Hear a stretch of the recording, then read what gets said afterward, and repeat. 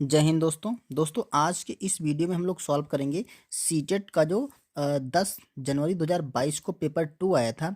उसमें जो भी मैथ्स के क्वेश्चन आए थे उन्हें यहाँ पे सॉल्व करेंगे। तो चलिए वीडियो को शुरू करते हैं, देखते हैं कौन कौन से क्वेश्चन आए थे। दोस्तों पहला क्वेश्चन जो हमने लिया है वो दे रखा था, यदि -9 और -1 के बीच पूर्णांकों का योग x है। ठीक है, ध्यान से समझिएगा। -9 और -1 के बीच जो पूर्णांक हैं उनका योग x है, और -3 5 के बीच पूर्णांकों का जो गुणनफल है वो y है। तब x प्लस वाई का मान है। ठीक है, देखिए ये बोल रहा है कि जो x है वो बराबर है -9 और -1 के बीच पूर्णांकों का योगफल। देखिए -9, तो उसके बाद क्या हो जाएगा, माइनस का 8, फिर माइनस का 7, फिर माइनस का 6, फिर माइनस का 5, माइनस का 4, माइनस का 3, माइनस का 2 और माइनस का 1। अब कह रहा -9 और -1 के बीच, तो इसका मतलब इसके और इसके बीच के जो पूर्णांक हैं इनका योगफल कर दें। ठीक है, तो देखिए सारे ये माइनस के हैं, तो जब इनका योगफल करेंगे तो देखिए ये क्या हो जाएगा, मतलब हमारा जो x का मान उन्होंने कहा है वो इनके इनके बीच के जो पूर्णांकों उनका योगफल करेंगे। देखो 8 और 7 15, 15 6 21। ठीक है, और 21 5 24, सॉरी 21 5 आपका 26 हो जाए, 26 4 30 और 30 3 33 और 33 2 35। तो ये आपका जो हो जाएगा इनका योगफल यहाँ से लेकर के यहाँ तक। ठीक है, ये हो जाएगा आपका माइनस का 35, क्योंकि देखिए सारे जो टर्म है वो माइनस के ही हैं, तो जोड़ेंगे तो जो मान आएगा वो माइनस का आएगा। ठीक है, और अब देखते हैं y। जो इन्होंने y दिया है वो कहा है -3 से, मतलब -3 के बाद आएगा माइनस का 2, फिर माइनस का 1, फिर आएगा 0, फिर आएगा आपका 1, फिर आएगा आपका 2, फिर 3, फिर 4 और 5। उन्होंने कहा है कि -3 और -5 के बीच, मतलब यहाँ से लेकर के और यहाँ ये संख्या, इन संख्याओं का गुणनफल, मतलब अगर इन सबका हम गुणा कर दें, ठीक है, अगर गुणा कर दें तो गुणनफल जो आएगा वो y आएगा। तो दोस्तों y का मान यहाँ पर देखिए क्या आ जाएगा, जहाँ पर देखिए एक मेन पॉइंट है 0। इन सभी संख्याओं को हमें गुणा करनी है, जैसे ही गुणा करेंगे और जैसे ही 0 से गुणा करेंगे तो सबका मान क्या हो जाएगा, आपका 0 हो जाएगा। ठीक है, तो यहाँ पर बोल रहा है इनका योगफल x प्लस वाई करेंगे। देखिए अगर आप x प्लस वाई करेंगे, x प्लस वाई, तो ये देखिए x का मान आपका 35 आया है, माइनस का 35, और प्लस y का मान 0 आया है, तो ये दोस्तों मिलकर के माइनस का 35 ही रहेगा। तो हमारा इस क्वेश्चन का आंसर हम आसानी से माइनस का 35 लगा देंगे। तो ऑप्शन देखिए, ऑप्शन हमारा डी सही हो रहा है। चलिए दोस्तों अगला क्वेश्चन देखते हैं। यहाँ क्वेश्चन दे रखा है, दे रखा है इकाई दहाई सैकड़ा हजार 10,000 लाख 8,93,308 से न्यूनतम संख्या x घटाने पर वह एक पूर्णवर्ग बन जाती है। मतलब इसमें से हम कोई भी संख्या घटाएंगे, उसको इन्होंने x मान लिया है। ठीक है, कोई भी संख्या घटाएंगे तो ये संख्या जो होगी पूर्णवर्ग हो जाएगी। ठीक है, और तो x के अंकों का योगफल जो योग है वो ज्ञात करना है। देखिए x कोई संख्या घटाएंगे तो उसके जो अंकों का योग आएगा, ठीक, जो भी संख्या आएगी उसके अंकों को हम जोड़ देंगे, वही यहाँ पर मान पूछ रहा है। तो देखिए सिंपली हम क्या करेंगे, इसका हम भाग विधि से वर्गमूल निकालेंगे, क्योंकि जो पूर्ण वर्ग संख्या होती है, ठीक है, उसमें वर्गमूल निकालेंगे, जो भी इसमें अंक संख्या बढ़ जाएगी उसी को इसमें से घटाएंगे। तो देखिए आप क्या करेंगे, वर्गमूल निकालने की जो हमारी भाग विधि है, तो ये 89, 33 और 08, इसके लास्ट से हम पेयर बनाएंगे, ये बना, ये और ये बन गया। ठीक है, अब हम सिंपली इसका वर्गमूल निकालेंगे। तो वर्गमूल निकालने के लिए आपको अच्छे से पता है कि यहाँ पर देखिए 89 है, तो हम 9 का पहाड़ा लगाएंगे, 9 9 9 81, यहाँ पर 81 बचा। ठीक है, इसको जब घटा देंगे तो यहाँ पर बचेगा आपका 8। ठीक है, और ये हम 33 उतार लेंगे और इसका दोगुना कर लेंगे, यहाँ पर हो जाएगा 18। ठीक है दोस्तों, हमने ये स्टेप कर लिया है, आपको वर्गमूल निकालना आते होगा। ठीक है, जिससे हम लोगों का टाइम बच जाए। तो देखिए अब यहाँ पे क्या करेंगे, 0 उतारेंगे, तो अब लगाएंगे 18 का पहाड़ा 90 बार, तो 18 पंचे 90। ठीक है, 5 बार लगेगा, तो यहाँ पे भी 5 लिखेंगे और यहाँ पर भी हम 5 लिखेंगे, घटा देंगे तो 5 बचे 25 का मल्टीप्लाई करेंगे, 5 बचे 25 का 5, 5 8 40 और 2 42 और 5 8 40 और 4 44 और 5 एकम 5 और 4 9। तो यहाँ पर 9 आ जाएगा। अब सिंपली इसको घटा देते हैं, तो यहाँ पर बचेगा आपका 3, यहाँ पर 10 2 12 से 2 जाएगा तो आपका 8 बच जाएगा, और यहाँ पर 6 से 4 जाएगा तो आपका 2 बच जाएगा। अब देखिए ध्यान से, यहाँ पर अगर ये वाली जो संख्या बढ़ गई है, ठीक है, ये तो बच गया शेषफल, आप कोई संख्या उतारने के लिए है नहीं। अगर ये संख्या इसमें ना होती, इतना 283 इसमें ना होता, तो ये संख्या क्या होती, पूरा पूरा वर्गमूल निकल आता, तो इसमें शेषफल नहीं बचता। इसका मतलब ये संख्या क्या होती, पूर्ण वर्ग हो जाती। तो ज़्यादा क्या है, 283 में है ज़्यादा। तो अगर इस संख्या से हम 283 घटा दें, ठीक है, अगर इसमें से हम 283 घटा दें तो क्या होगा, 283 ये नहीं बचेगा, तो वो संख्या क्या हो जाएगी, पूर्ण हो जाएगी। तो वही पैरा कौन सी संख्या घटाने पर, एक्स संख्या घटाने पर, तो जो एक्स का मान आएगा, तो एक्स क्या आएगा मान 283, ठीक है। सिंपली ये चीज़ समझ गए होंगे आप। अब देखिए कह रहा था इसके अंकों का योगफल क्या होगा, तो अंकों को जोड़ दीजिए, तो ये जो योगफल होगा, देखिए 8 और 3 11 12 और 13, तो सिंपली जो अंकों का योगफल आएगा, योग आ जाएगा वो आपका 13 आ जाएगा। तो 13 ऑप्शन नंबर हम ए लगा देंगे। ये चीज़ आपका अगर समझ में आए हैं तो ये क्वेश्चन का आंसर आसानी से निकाल सकते हैं। चलिए नेक्स्ट क्वेश्चन देखते हैं।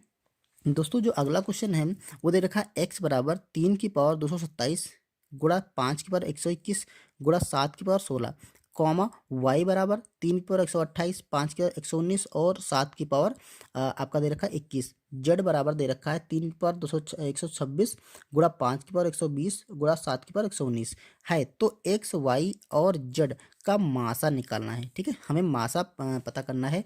इन तीन संख्या देखिए, एक्स का मान ये दे रखा है, वाई का मान ये दे रखा है और जेड का मान ये दे रखा है। इसका हमें एचसीएफ मतलब मासा निकालना है। तो दोस्तों जो मासा होता है, ठीक है, जो मासा होता है वो सारी संख्या, अब देखो ये पावर वाली दे रखी है, तो आपको क्या करना है, सारे गुणनफल दे रखे हैं तो मतलब इनके गुणनखंड करके दे रखे हैं, तो गुणनखंड में मासा क्या करना है, हमें कम से कम पावर वाला अंक लेना है। तो देखो यहाँ पर 3 की पावर है, यहाँ पर भी 3 की पावर और यहाँ पर भी 3 की पावर है, तीनों में।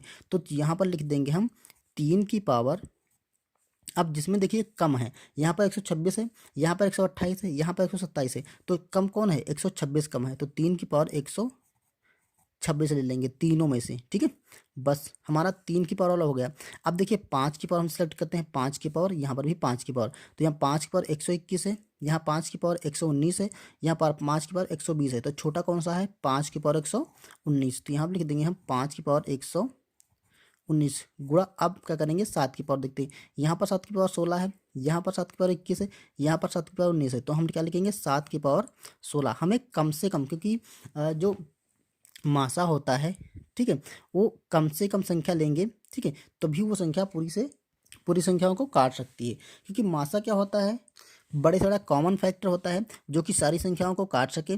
तो ये देखिए जो ये संख्या आई है आपकी मासा, 3 की पावर 126, 5 की पावर 119 और 7 की पावर 16, ये इन तीनों संख्याओं को आसानी से काट सकती है, ठीक है। तो हमारा ऑप्शन देखिए 3 की पावर 126, 5 की पावर 119 और 7 की पावर 16, ये देखिए 26 19 और 16, बाकी 26 19 16 किसी में नहीं है, तो हमारा ऑप्शन नंबर हमारा सी सही हो जाएगा। ओके दोस्तों, इसको एक बार और रिपीट कर देंगे। देखिए जो भी मासा होता है किसी भी संख्याओं का, जो गुणनफल होता है, उनमें से हम जो सब में कॉमन मिलता है, और सबसे कॉमन मतलब सबसे कम बार, ठीक है, वो हम ले लेते हैं। तो देखो यहाँ पर 3 की पावर हम सब में देखेंगे, तीनों में जिसमें सबसे कम बार 3 की पावर हो, तो यहाँ पर 27, यहाँ पर 28 और यहाँ पर 26, तो हम यहाँ से 3 की पावर वाला ये टर्म ले लेंगे। और दूसरा है 5 की पावर वाला, तो यहाँ पर 21, यहाँ पर 19, यहाँ पर 20, तो 19 सबसे कम पावर है, ठीक है, यहाँ पर 21 ज़्यादा है और 20 ज़्यादा है, तो 5 की पावर 19 ले लिए। और ऐसे करेंगे 7 की पावर, यहाँ पर 16 है, यहाँ पर 21 है, यहाँ पर 19 है, तो 16 वाला पावर हम ले लेंगे, ठीक है। तो इस तरह से हम 3 संख्या मिल गई। यही इस तीनों संख्याओं का जो एक्स वाई जेड का मासा है वो यही संख्या आ जाएगी, ठीक है। चलिए नेक्स्ट क्वेश्चन करते हैं। यहाँ पर देखिए सिंप्लीफिकेशन क्वेश्चन है। यहाँ पर दे रखा है एक्स बराबर 1/2 की पावर माइनस का 2 भाग 2/3 की पावर माइनस का 3 है, तो एक्स का व्युत्क्रम क्या होगा। व्युत्क्रम मतलब दोस्तों उल्टा होता है, मतलब जो ये दे रखा भिन्न उसको पलट करके हमें आंसर निकालना है। तो सबसे पहले हम इसको संख्या को सॉल्व करते हैं। तो जो एक्स का मान आएगा आपका, देखिए ये पावर माइनस में लगी है, तो अगर ये माइनस में पावर लगी है तो हम इसको सिंपली पलट देंगे, तो 2 बटा हमारा हो जाएगा 1, इसकी पावर हो जाएगी हमारी 2 भाग, यहाँ पर देखिए ये भी माइनस में लगी है तो इसको भी हम कर देंगे 3/2, इसकी पावर हो जाएगी 3। अब इसको सॉल्व कर लेते हैं। तो ये देखिए 2 की पावर 2 दे रखी है ना, नीचे तो 1 है तो नीचे 1 से कोई मतलब नहीं, तो 2 दूना कितना हो जाएगा 4 भाग, यहाँ पर क्या हो जाएगा 3 3 9 27, ये हो जाएगा आपका 27, और नीचे हो जाएगा 2 दूना 4 दूना 8, नीचे हो जाएगा आपका 8। देखो ये भाग दे रखा है तो हम डायरेक्टली नहीं करेंगे, इनडायरेक्टली करेंगे, इसको 4 गुणा 8/27 करेंगे, तो ये जो मान आएगा आपका वो देखिए 8 चक्कू 32 बटा 27 आएगा। ठीक है, ये तो सिंपली एक्स का मान आ गया 32/27। अब कह रहा है एक्स का व्युत्क्रम करेंगे। देखिए एक्स का मान जो है वो 32/27 आया। अब इसका व्युत्क्रम करना मतलब इसको पलट देना है। तो ये देखिए इसके नीचे को 1 मान लें तो व्युत्क्रम में क्या हो जाएगा 1/x। ठीक है, ये हो जाएगा आपका 27 और बटा 32। हमने क्या किया, इसको जो नीचे अंश था उसको हर बना दिया, हर को अंश बना दिया। यही जो है व्युत्क्रम होता है। ठीक है, तो यही हमारा इस क्वेश्चन का आंसर हो जाएगा 27/32। ऑप्शन देखिए 27/32, ऑप्शन नंबर हमारा ए सही है। क्वेश्चन दे रखा है किसी समबाहुभुज के सभी अंतः कोणों का योगफल 1080 है। ठीक है, तो उसके प्रत्येक बहिष्कोण की माप ज्ञात कीजिए। दोस्तों यहाँ पर कोई बहुभुज है, ठीक है, जिसके अंतः कोणों का योगफल इतना दे रखा है और इसके बहिष्कोण की माप ज्ञात करना है। तो सबसे पहले ये पता करना होगा हमें कौन सी किस टाइप का ये बहुभुज है। ठीक है, अब देखिए अंतः कोण और बहिष्कोण होता है। सिंपली मान लेते हैं हम एक बहुभुज बनाते हैं, पंचभुज बना लेते हैं। मान लेते हैं हमने एक पंचभुज बना लिया ऐसे करके। ठीक है, ऐसे करके पंचभुज बना लिया। ठीक है, थोड़ा टेढ़ा बन गया। तो इसके जो अंतःकोण होते हैं तो ये वाले इसके होते हैं अंतःकोण। ठीक है, ये वाले कोण इसके होते हैं अंतःकोण। और जो बहिष्कोण होते हैं तो जैसे इस लाइन को हम आगे बढ़ाएंगे तो जो ये वाला कोण बनेगा ये बहिष्कोण बनेगा। ऐसे करके इसे बढ़ा देंगे तो ये बहिष्कोण बन जाएगा। ऐसे करके इसे बढ़ाएंगे तो ये बहिष्कोण। ठीक है, ऐसे जो भी जैसे मान लो इसको बढ़ा दें तो ये बहिष्कोण बन जाएगा। अगर इसको आगे बढ़ा देंगे तो ये बहिष्कोण बन जाएगा। तो ये दोस्तों होते हैं इसके बहिष्कोण। उम्मीद है ये अंतःकोण और बहिष्कोण आप समझ गए होंगे। अब कह रहा है प्रत्येक अंतःकोणों का जो ये अंतःकोण है, 5 अंतःकोण है तो पांचों अंतःकोणों का फल ये दे रखा है। लेकिन जरूरी नहीं कि ये पंचभुज होगा। ठीक है, ये तो हम सिंपली आपको समझने के लिए बताएं। अब देखिए कोई भी त्रिभुज कोई भी समबाहुभुज होगा उसके जो अंतःकोणों की कोणों का योगफल होता है। ठीक है, जो उसके अंतः कोणों का योग होता है उसके लिए एक सिंपल सा फॉर्मूला हमने बता रखा पहले भी और अभी बता रहे हैं 180। ठीक है, 180 ब्रैकेट में n-2 ये होता है। ये प्रत्येक अंतः कोणों का योगफल है। ठीक है, मतलब इसमें 5 भुज हैं तो यहाँ पर n का मान 5 आएगा। हमें ये पता नहीं क्वेश्चन है कि n का मान क्या होगा। तो ये दे रखा है आपका 1080। तो यहाँ से हम n का मान निकाल लेंगे, मतलब हमें ये पता चल जाएगा कौन सा ये बहुभुज है। तो देखिए ये हो जाएगा आपका n-2 बराबर 180। यहाँ से नीचे चला जाएगा तो ये 1080 नीचे हो जाएगा आपका 180। ये जीरो का सा इसको काटेंगे तो 18 छक्का 108। तो ये हमारा जो आएगा 6 आएगा। तो यहाँ पर देखिए n का मान जो हो जाएगा 6 और ये 2 इधर जाएगा तो प्लस का हो जाएगा तो बराबर 8। मतलब हमारा जो n की वैल्यू है वो 8 आएगी। मतलब ये अष्टभुज होगा। ठीक है, जो ये बहुभुज दे रखा था ये है अष्टभुज। अष्टभुज। ठीक है, 8 भुजाओं वाला। तो अब अष्टभुज है तो इसके जो अंतः कोणों का योगफल है वो ये दे रखा है। अब कह रहा है इसके प्रत्येक बहिष्कोण की माप कैसे करना है। अब देखिए अगर अष्टभुज दोस्तों आप बनाएंगे, देखिए इस पंचभुज में ही आपको बताते हैं जैसे ये पंचभुज है तो ये जो इसके ऐसे अगर हम इसको मिला लें ये लाइनों को, ठीक है, तो जो ये सारे कोणों का योगफल आएगा, ये देखिए ये 5 बनते हैं कोण। ये सारे कोण जो होते हैं ये बहिष्कोण के बराबर होते हैं। ये वाला जो कोण होगा इस बहिष्कोण के बराबर होगा। तो ये 5 भागों में डिवाइड है। ठीक है, तो 360 को हम 5 से डिवाइड कर लेंगे तो इसका एक बहिष्कोण निकल आएगा। इसी तरह से जो अष्टभुज है तो 360 है। ठीक है, क्योंकि ये यहाँ पर तो सेम ही रहेगा 360 ही रहेगा। तो 360 को हम अगर 8 से डिवाइड कर दें, ठीक है, 8 से डिवाइड कर दें तो देखिए कितना आएगा।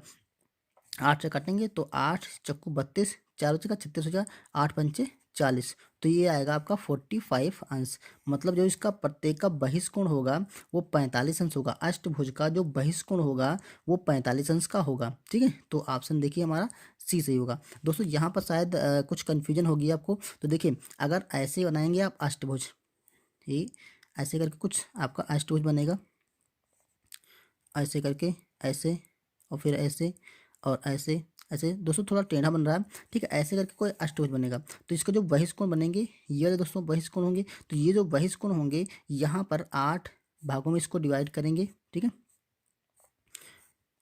तो ये जो सारे 8 कोण होंगे यही इस कोण के बराबर होंगे। ठीक है, तो ये 360 अंश जो यहाँ पर पॉइंट पर ये जो कोण बनेगा ये 360 अंश का बनेगा। इसको हम 8 से डिवाइड कर देंगे तो प्रत्येक बहिष्कोण की माप ज्ञात करनी आपको मिल जाएगी। ठीक है, या फिर आप ऐसा समझ लीजिए कोई भी जो बहिष्कोण होता है, ठीक है, किसी भी सम बहुभुज का, तो क्या करेंगे 360 को हम उसकी जो भुजाओं की संख्या होगी उससे हम डिवाइड कर देंगे तो उसके बहिष्कोण का मान निकल आएगा। तो सिंपली इसका मान 45 अंश हो जाएगा। ओके, यहाँ पर दोस्तों क्वेश्चन दे रखा है किसी संख्या का 3/4 का 2/3 24 के बराबर है, तो उस संख्या का 1/4 क्या होगा। तो मान लेते हैं जो संख्या है, कोई भी संख्या होगी x होगी, x का 3/4 निकाल लेंगे, 3/4 का दे रखा, फिर गुणा लगाओ 2/3, ये बराबर है 24 के, तो ये बराबर है आपका 24 की। तो देखो संख्या यहाँ से निकाल सकते हैं, तो संख्या जो x हो जाएगी वो हो जाएगी आपकी 24, ये दोनों पार्ट ऊपर चले जाएंगे, 4/3, ये दोनों नीचे आ जाएंगे अंश, तो 2, ये 2/3। इसको कैलकुलेट करते हैं, ये देखिए 3 कैंसिल हो गया, 2 से काटेंगे ये 2 बार जाएगा, तो ये हो जाएगा आपका 24 दूना 48। ठीक है, तो जो संख्या आएगी वो 48 आएगी। अब कह रहा संख्या का 1/4 क्या होगा, तो संख्या x का 1/4 बराबर हो जाएगा 48 का 4, 4 से काटेंगे तो ये 12 बार जाएगा, तो जो x/4 मतलब संख्या का 1/4 जो आएगा वो आपका 12 आ जाएगा सिंपली। तो ऑप्शन नंबर हम बी लगा देंगे। अगला जो क्वेश्चन है देखा, किसी चतुर्भुज ए बी सी डी में कोण डी बराबर 50 अंश और कोण सी बराबर है 110 अंश और कोण ए बी के समद्विभाजक पी पर मिलते हैं, तो कोण ए पी बी की माप ज्ञात कीजिए। दोस्तों कुछ इस टाइप से बना होगा, ये ऐसे करके कुछ बना होगा। ठीक है, ए मान लेते हैं, ए बी सी और डी, तो कहा है जो कोण डी है वो 50 अंश है और कोण सी है 110 अंश। ठीक है, अब कह रहा है इनके जो समद्विभाजक हैं, इसके जो आधा और इसका आधा, ये दोनों अगर अर्धक करें तो ये ऐसे करके पी पर मिलते हैं। तो ये कह रहा है त्रिभुज ए बी सी, कोण ए पी बी, इस कोण की हमें माप ज्ञात करनी है सिंपली। तो देखिए कैसे ज्ञात करेंगे, यहाँ पर 110 है, यहाँ पर 100 है, तो चतुर्भुज के जो चारों कोणों का योगफल होता है वो 360 अंश होता है। ए बी सी डी ये होता है A plus B plus C plus D, इन सारे कोणों का योगफल होता है। ठीक है, अब देखो ये तो दोनों कोण हो गए इसके 110 और 50, ये होंगे एक, ये है आपका 110 और प्लस ये है आपका 50। अब देखिए इन कोणों के जो अर्धक हैं, ठीक है, आधे कोण, देखो इन कोणों का पहले हम योगफल निकाल सकते हैं। यहाँ से देखो ए प्लस बी प्लस ये है आपका 360 अंश, तो यहाँ से इस पार्ट को हम बराबर के इधर लाएंगे तो माइनस का हो जाएगा, तो 360 और माइनस हो जाएगा 110 और 50 160 हो जाएगा। ठीक है, तो ये बराबर हो जाएगा ए प्लस बी के। अब घटा देते हैं, तो यहाँ पर देखिए ये हो जाएगा आपका 200, सिंपली देखिए 0 बचेगा यहाँ पर 200, तो ए प्लस जो बी का मान आएगा वो 200 आएगा। ठीक है, अब देखो इसका अर्धक बोल रहे हैं इन दोनों कोणों के, और इसका भी आधा किया गया है, इसका भी आधा किया गया है, तो हम सिंपली इसका अर्धक कर लेते हैं। जब इसका आधा करेंगे तो ए प्लस बी का आधा हो जाएगा, मतलब ये इसका आधा करेंगे तो ए प्लस बी का जो आधा होगा वो आपका 100 आएगा। ठीक है, ए प्लस बी का आधा आपका अगर 100 आ गया तो कह रहा है इस कोण की माप क्या थी, तो ये वाला कोण और ये वाला कोण 100 है, क्योंकि त्रिभुज जैसे जो ये बन जाएगा आपका त्रिभुज, तो इस त्रिभुज के तीनों कोणों का फल 180 अंश होगा। ठीक है, ये वाला कोण और ये वाला कोण का योगफल 100 है, इन दोनों को मिला करके 100 है, तो जो ये वाला कोण सिंपली आपका बनेगा वो आपका 80 अंश बनेगा। ठीक है, क्योंकि इन दोनों का जो बी और ए का जो योग का आधा है, मतलब इन दोनों के आधे आधे कोण ले लेंगे तो वो 100 हो जाएगा, और तीनों कोणों का फल 180 अंश होता है, तो ये कितना हो जाएगा आपका 80 अंश हो जाएगा। ठीक है, तो ऑप्शन हम बी लगा देंगे। दोस्तों ये थे क्वेश्चन जो हमने सीटेट के 10 जनवरी 2022 वाले पेपर से, पेपर नंबर 2 से लिए थे। ठीक है, आपको क्वेश्चन अगर सही लगे हों तो इसे लाइक कर दीजिएगा, चैनल पर नहीं तो सब्सक्राइब कर लीजिएगा। धन्यवाद, मिलते हैं नेक्स्ट वीडियो में, तब तक के लिए थैंक यू।